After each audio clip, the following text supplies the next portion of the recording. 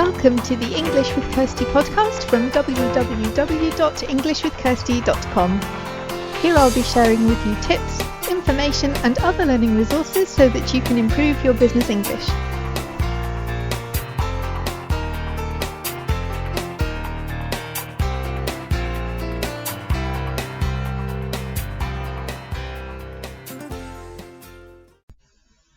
Hi everyone, and welcome to episode 51 of the English with Kirsty podcast. And today we're going to talk about something that came up in the Facebook group. Because in the Facebook group we have different days for different things. So Monday, my links and recommendations. Tuesday, time for grammar. Wednesday, words and their meanings. Thursday, things you want to know. And Friday, fun with words. So this came up on a Tuesday.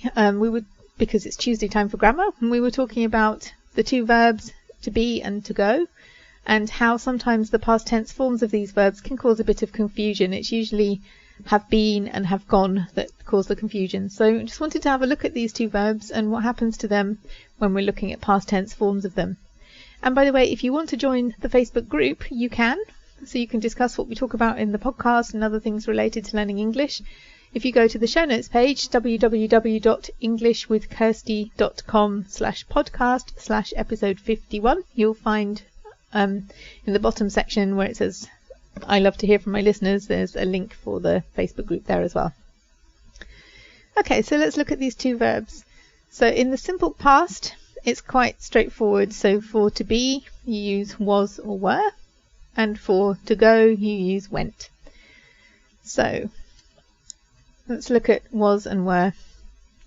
A topical example: when I woke up on Friday, I was very disappointed that the UK had decided to leave the EU. So that I was disappointed. I still am disappointed, but on Friday I was disappointed. And that was an interesting book. You finish reading it. Yeah, that was interesting. That was an interesting discussion. You finished the discussion and it was interesting. They were happy to see us. So instead of was, it's were, because they were happy. And then if we look at to go in the simple past, it's went. So whoever went somewhere, it's always going to be went. There's no difference. So last night I went to visit a friend. We went to Sweden last year. And also if you've got a verb, a two-part verb that uses go, then you'll use went here. So if you go shopping, I went shopping. Go horse riding, I went horse riding. I went for a walk. You just need to be careful here, because in some languages you would say something like I was at the cinema last night. But in English, if I said where were you last night, you can say I was at the cinema, that's fine. But if I say what did you do last night, then it's more common to say I went to the cinema. Even though the actual act of going to the cinema is not the interesting part is being at the cinema and watching the film, you still say I went to the cinema, or I went to see my friends, or I went to London, rather than just I was in London last night. So that's just something to be careful of when some languages use just say where you were. We would often say where we went. Okay, let's have a look at been now. So has and have been are more complicated because you use them when you're talking about a past tense of the form for the verb to be, but also a past tense of the verb to go. And this is where it confuses some people. So if you're looking at to be, often with to be, it's when you started an action in the past and you're still doing it. So I have been waiting for you for over half an hour. I started waiting half an hour ago and I'm still waiting, so I have been waiting for half an hour. It's present perfect or present perfect continuous sentences. They have been learning English for 3 years. Or she has been learning English for 3 years. It's have or has been and then the verb. And this been is also used in some passive sentences. So I have been asked to set up a meeting with you, or I have been told that you can help me. So we use it in passive sentences too. And we also use it as a past form of to go. So I have never been to Scotland, but I would like to go there one day. We can't say I never went, because it's still possible to go to Scotland. You can say I never went to Scotland when I was a child, because I'm not a child anymore, I'm an adult, so that's okay. That's in the past and we can't change it. But because I could still go to Scotland, we say I have never been to Scotland. Or in questions, have you ever been to London? Something like that. You use have you been to London rather than did you go to London.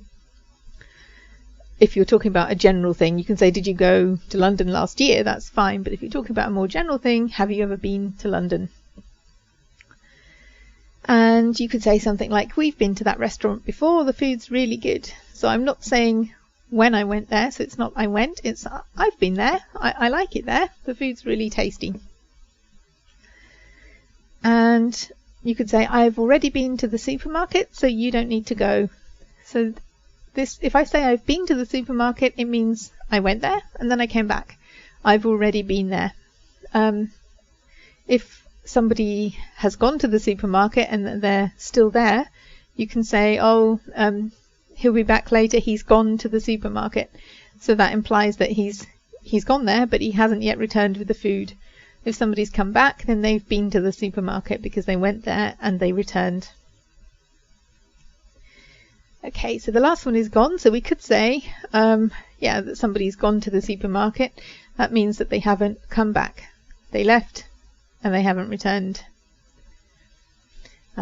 So Jane is not in the office this week because she has gone on a business trip. She hasn't come back from the business trip yet, so she's gone on a business trip.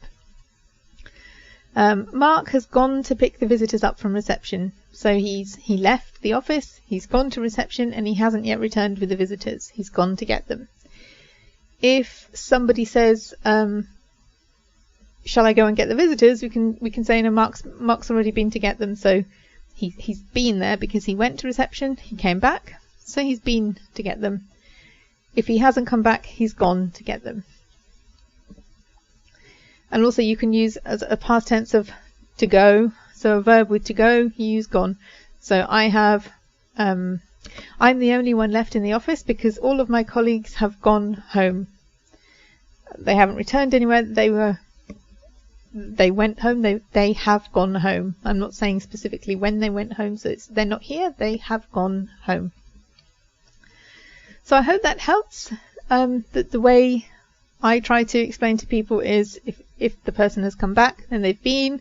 If they haven't come back, then they've gone. So if you try and bear that in mind, it should make it easier. And if you want to have a look at the examples, I'll write them out and put them on the show notes page as well. So the show notes page is www.englishwithkirsty.com/podcast/episode 51. And if anyone is listening to this before the 30th of June 2016, then don't forget that the free training, I find it difficult to understand my English speaking colleagues, is in the Facebook group. So it's 6 o'clock in the evening English time, 7 o'clock German, Austrian, Swiss, Central European time. If you can't make it at that time, then it will be available in the group, but you have to be a member of the group to see the materials in the group. So you need to be a member in order to see the replay. So I hope that was helpful. Have a good week and have fun learning English. I hope you enjoyed this episode of the English with Kirsty podcast. If you have any questions or comments, my email address is kirsty@englishwithkirsty.com, or you can go to www.englishwithkirsty.com/podcast, where you'll find information about the individual episodes.